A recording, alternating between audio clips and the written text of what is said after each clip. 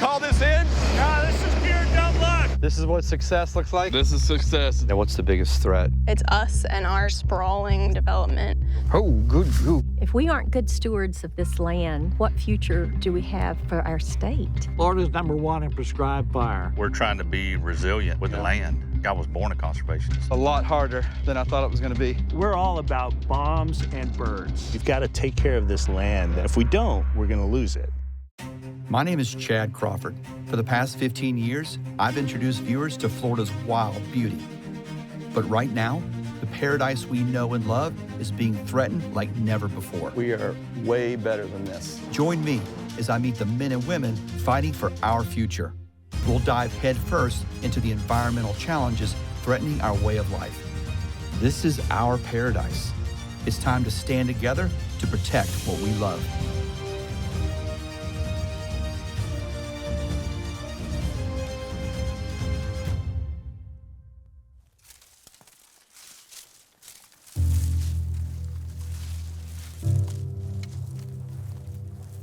For me, there's something about just walking through the woods, imagining a Florida long, long ago when Native Americans lived in harmony with the land.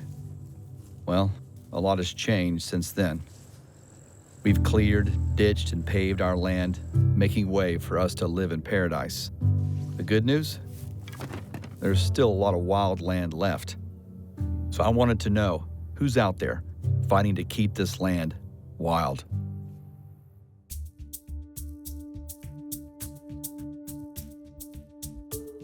I've talked to enough old-timers to know how long, long ago, Florida was the king of the cattle industry in America. Well, that was then. Today, we're ranked 13th, with most of the operations taking place in Okeechobee County, which is where I'm heading. Driving down, you'll see three things: a lot of cows, a lot of orange groves, and a lot of land for sale signs. Matt Pearce is an 8th-generation cattle rancher here in Okeechobee County. My great-great-great-great-grandfather, Levi Pearce, he was a pastor, and he rode on the circuit. And then they're the ones that initially settled this part of the world. I'll join Matt and his crew of cowboys for a full day of, well, I'm not really sure. I'm just excited to pretend to be a cowboy. The other way. Other way. Very good. Now you're ready. How's that? That looks good.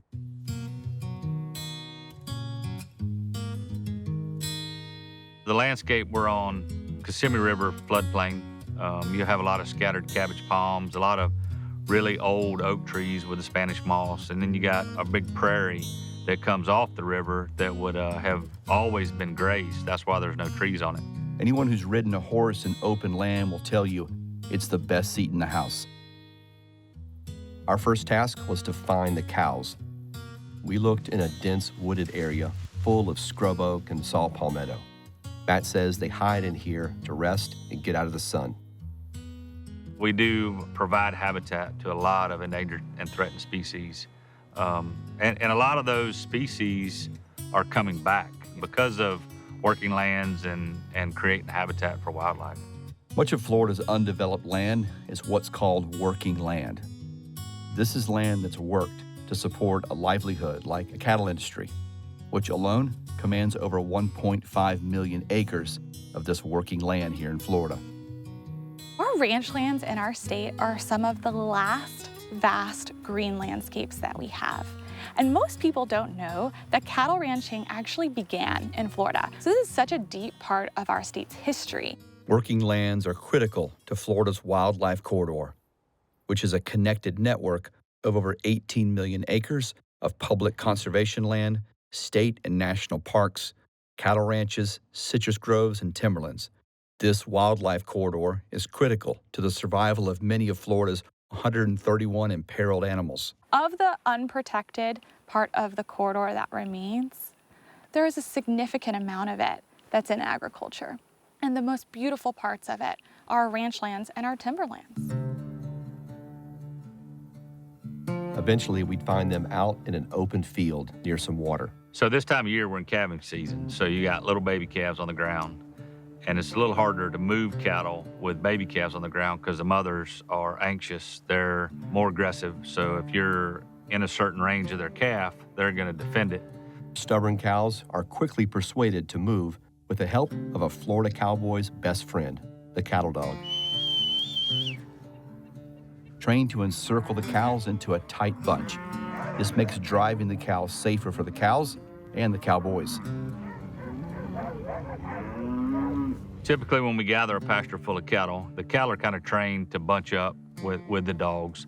And then after you get them contained, the horses and the riders move in and you settle the cattle. You take the dogs off and then they settle. They know they're ready to drive. And then one guy will get up front and lead the cattle.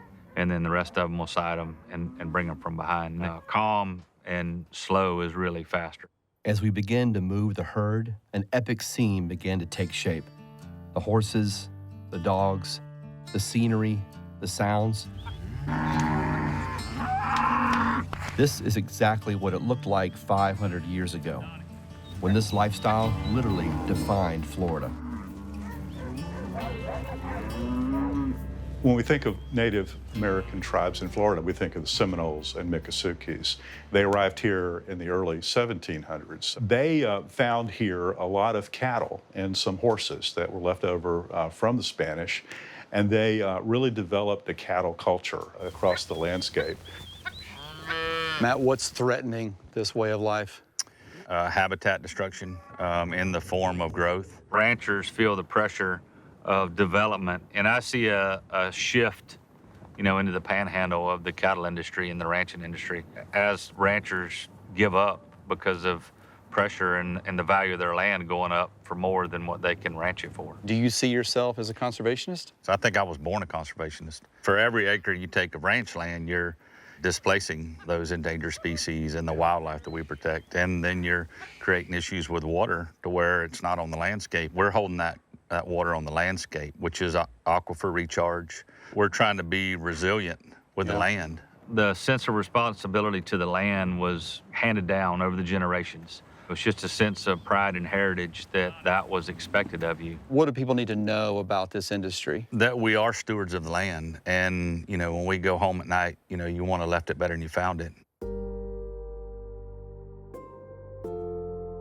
With the task complete, Matt prepared what he called Cowboy Cookout. It was a simple meal with a hell of a view and good company. Do you think this way of life is in decline? Oh yeah, people that are our age are quitting and doing something else because the work's not here. Yeah. Because the ranches is not plentiful like they was. Yeah. Every time you turn around, it's another one's getting sold out, and it's just a way of life. I mean, you got to love it. I mean, I want to help feed the world. I mean, that's what we're doing. I watch the sun set at my house every day, and it's cabbage palms and water. That's paradise to me, and I feel like we're protecting.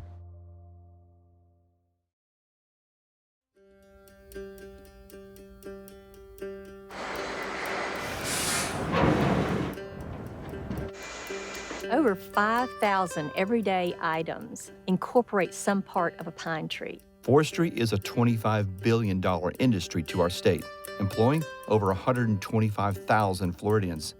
I'm in Chiefland, Florida, to better understand this crop and its impact on our land. Well, it's so peaceful and serene. You can hear the trees kind of swaying. That's called the Song of the South. You won't find a stronger force for this industry than Lynetta Griner. We're all working within nature, the bounty that we've been blessed to steward. And we take that responsibility very seriously. Alongside her husband, Ken, and her son, Corey, they run Usher Farms, a 6,800-acre tree farm and cattle operation in Chiefland, Florida. Is it true that there are more trees today than there was 100 years ago? Yes, it is. I think a lot of people don't know that. I didn't realize that. Well, because 100 years ago, we weren't planting them in rows and cultivating them like we do today. How are the people of Florida benefiting from this land? Because we are offering so many other services than just the fiber that comes from our trees. We're filtering water, we're storing carbon, we're generating oxygen. These timberlands are important in our environment because they've always been there. It certainly is important for water recharging the aquifer and for control of floodwaters. So there are a lot of benefits to keeping land in silviculture. Statewide, there are more than 17 million acres of forest. The vast majority of these timberlands are privately owned. Usher Farm was put together by my parents starting shortly after they married in the 1950s, and they just bought it piece by piece as they were able to afford. It's such a responsibility that we feel to be good stewards. We have it in the shape it is today because of previous good stewards that we had before us. This is home, and I wouldn't want to be anywhere else. Every one of these rings is a year. You're probably looking at a 45-year-old tree. Eric Handley is our forester. His family has been part of our family since the late 1970s. Bella, you ready to plant some trees, girl? She looks ready. Hey, Belle. Hey, come What's going on, me? Yeah, absolutely. You're the man getting to work. Oh, wow. So these are what we call containerized. It's grown in a container at the nursery. Right. The best time to plant a tree is 20 years ago, but the second best time is today. So We better get going. I think there's one right up here maybe that's missing a tree. As you walk, you just push the dibble in. You kind of lean it over, brown side down, and you put it in there, and then you kind of pull back on it and step on it. Easy enough. Yep. The wildlife moves through those trees at different times in their lives. Great bedding area for your deer. Gophers live there, turkeys, quail. We don't destroy the habitat. It's clear this land needs to continue working for Florida, cleaning our air and water. If this land wasn't for timber, what would it be used for? Well, a very smart man that I know in South Florida said that the last crop we'll grow on our agricultural lands are houses, and I don't want that.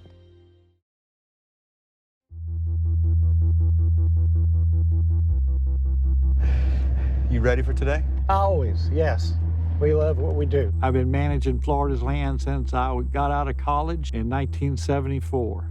Where are we driving right now? We're going into our burn unit. We're going to be burning both sides of the road here today. Just me and you?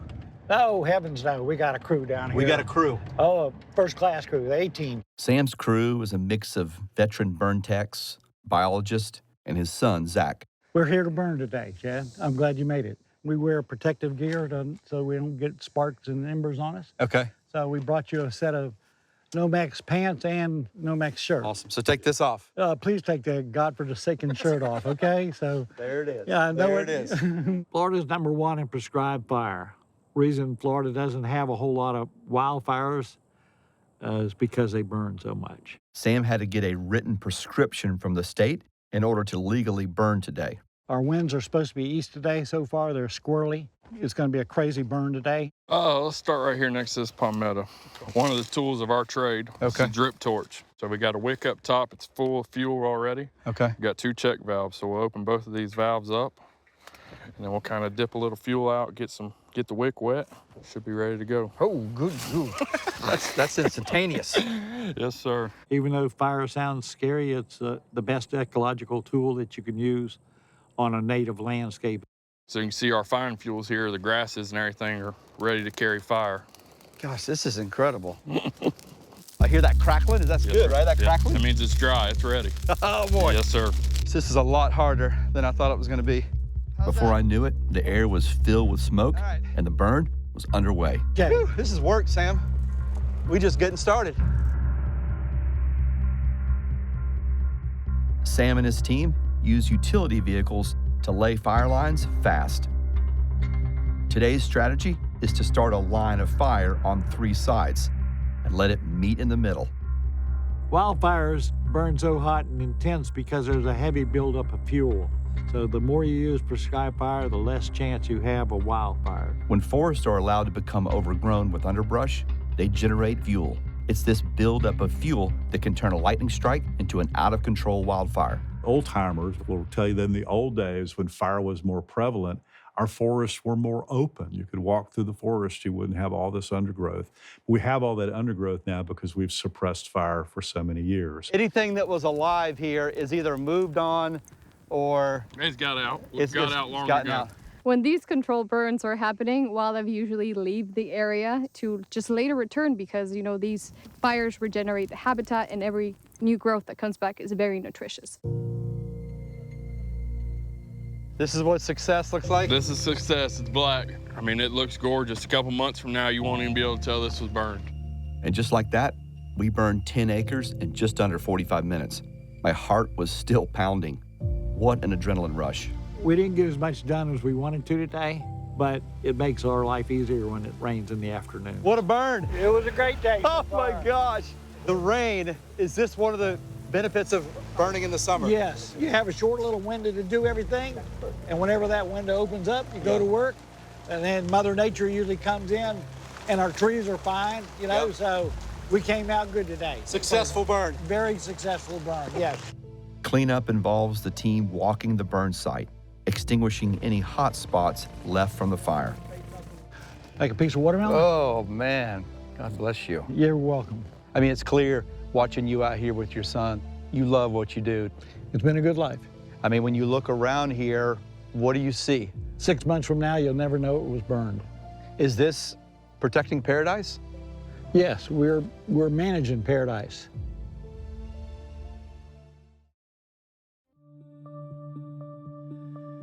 Range Control, Vector, request access to South Tactical for the next hour. Vector, Range Control approved on South Tactical as requested. The journey to understand the major land stakeholders at our state has me at a military bombing range. Do you think most of Floridians realize this is going on here? I don't think so, no. It's kind of a success story if they don't know. Just as far as the eye can see, old military vehicles. Range Operations Officer Buck MacLaughlin is giving me a tour of Avon Park's bombing range. This hangar dates back to World War II. Yeah, we've got 2 H-60s, Air Force Rescue Squadron helicopters coming in. Wow. That's what we're getting to see right here.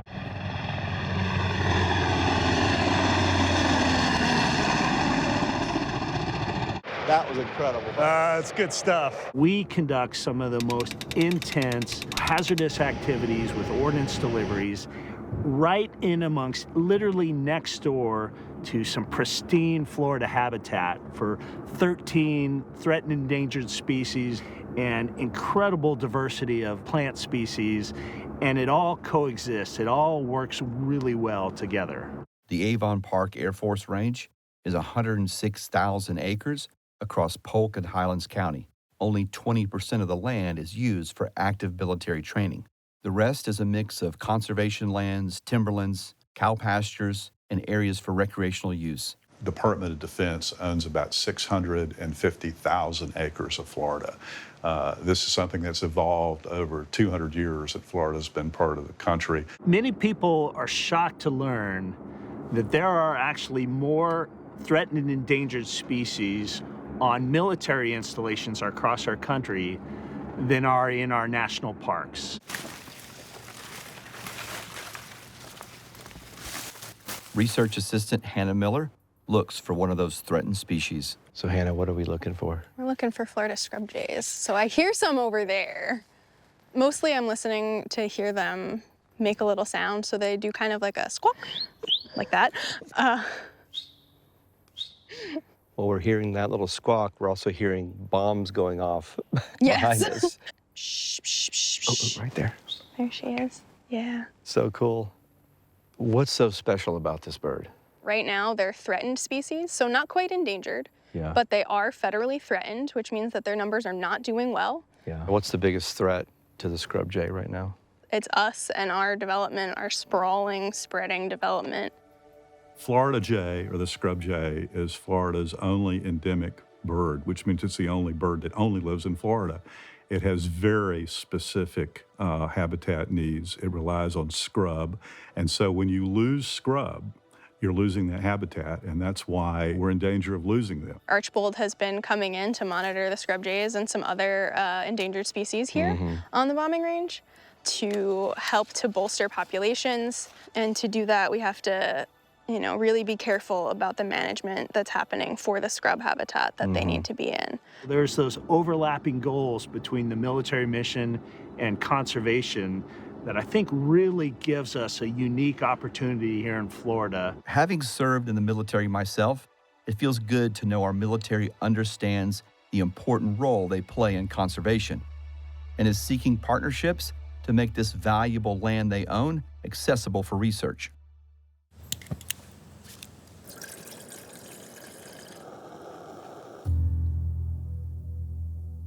Growth and development are putting pressure on our undeveloped land. And it's this land that's so critical to our quality of life. I look 20 years down the road, and we're going to lose wild Florida if we don't have these ranches. We have so many people who are so disconnected from the land.